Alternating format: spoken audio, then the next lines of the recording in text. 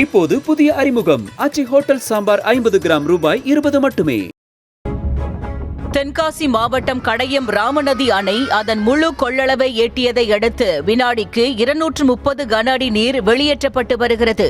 இதனால் ஆறுகளில் வெள்ளப்பெருக்கு ஏற்பட்ட நிலையில் கரையோரம் உள்ள பொதுமக்கள் பாதுகாப்பான இடத்திற்கு செல்ல அறிவுறுத்தப்பட்டனர்.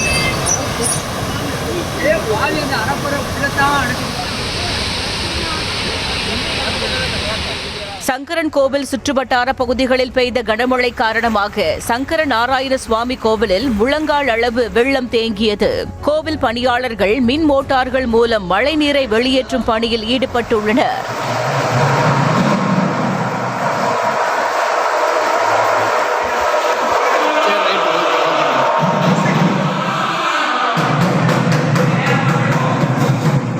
தென்காசியில் பெய்த கனமழை காரணமாக இளஞ்சி சிற்றாறில் வெள்ளப்பெருக்கு ஏற்பட்டது. ஆர்ப்பரித்து சென்ற வெள்ளம் சாலையிலும் கரை புரண்டு ஓடியதால் போக்குவரத்து துண்டிக்கப்பட்டது.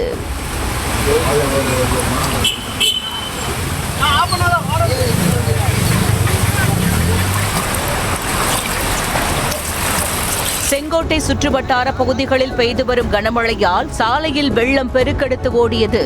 ஆர்ப்பரித்துக் கொண்டு ஓடிய வெள்ளத்தில் சிக்கிய நபர்களை தீயணைப்பு வீரர்கள் பத்திரமாக மீட்டனர்.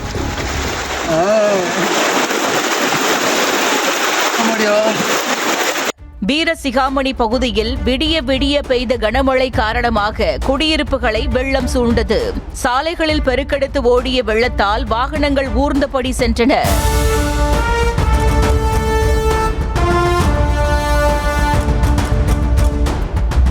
கடையநல்லூர் அருகே பெய்த கனமழையால் கல்லக நாடியம்மன் கோவிலுக்குள் மழைநீர் புகுந்தது. மழைநீரை வெளியேற்ற அதிகாரிகள் நடவடிக்கை எடுக்க வேண்டும் என அப்பகுதியினர் கோரிக்கை விடுத்துள்ளனர்.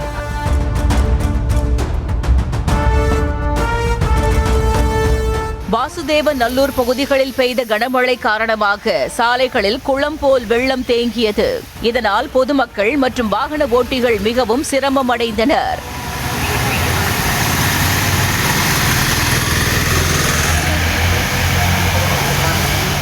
இப்போது புதிய அறிமுகம் ஆச்சி ஹோட்டல் சாம்பார் 50 கிராம் ரூபாய் 20 மட்டுமே.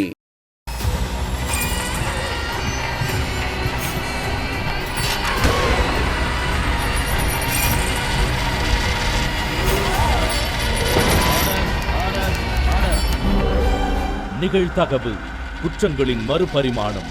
நாள்தோறும் இரவு 10 மணிக்கு இணைந்திருங்கள் நமது நியூஸ் தமிழ் தொலைக்காட்சியோடு.